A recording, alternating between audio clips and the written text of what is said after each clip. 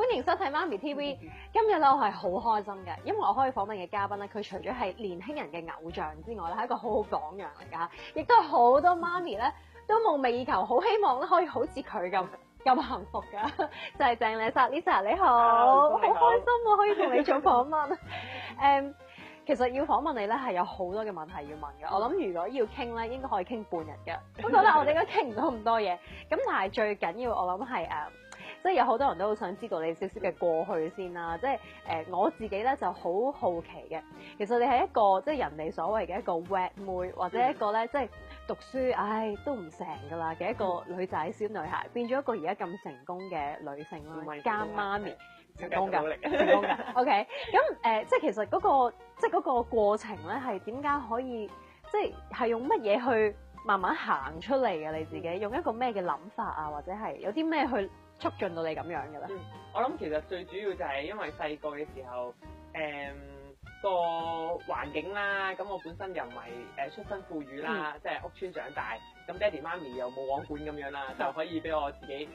中意做乜就做乜啊咁樣，所以當時其實自己又唔中意讀書，就細個嘅時候冇乜目標，咁可能同啲同學仔嗰一日就係嗰日嘅事啦，咁又冇目標就可能會一齊流連街頭啊，一齊會做啲年輕人應該做嘅嘢啊咁啦，跟住即係讀書唔好就自然會威下威下咁樣噶啦，咁到真係遇到運動嘅時候，就覺得自己其實係好中意比賽嘅，咁亦都覺得自己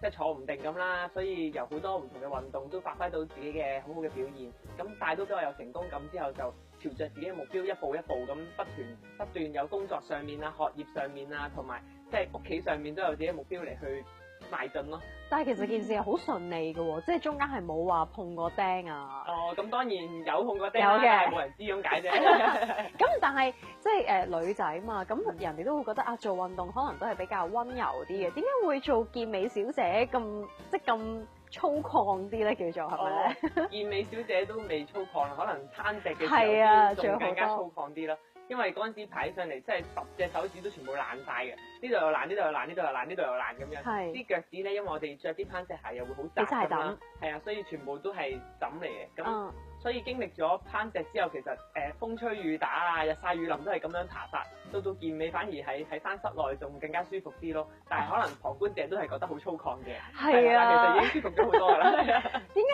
解會即係有咁中意做呢啲咁戶外咁即係比較可能係男性化啲嘅一啲運動？即係當然啦，好多女仔都會做，但係有好多人就會覺得呢啲比較粗魯。你係特別鍾情於呢啲嘢，定係因為我自己讀書唔好，所以咧我就希望可以有另一啲更加好嘅表現俾人睇咁樣？咁兩樣都係啦，因為又係冇個女仔會玩啦，咁所以就係容易贏同埋有嗰個成功感咯。咁因為佢都係比較新興嘅運動，咁自己接觸咗入嚟，覺得好似哇喺一個好高嘅地方之下都可以好安全喎。咁亦都可以好型嘅感覺喎，即係倒吊啊，或者係啊，或者哇單手爬樹又引體上升，哇好型啊！咁所以自己就要喺嗰方面要去揾啲進步嘅方法啦。咁一步一步由香港嘅賽事到中國，到亞洲，到世界，都不斷一個個目標咁樣攀上去，成功得到。咁再轉項去到第二個運動嘅時候，又係由零開始，咁都揾到自己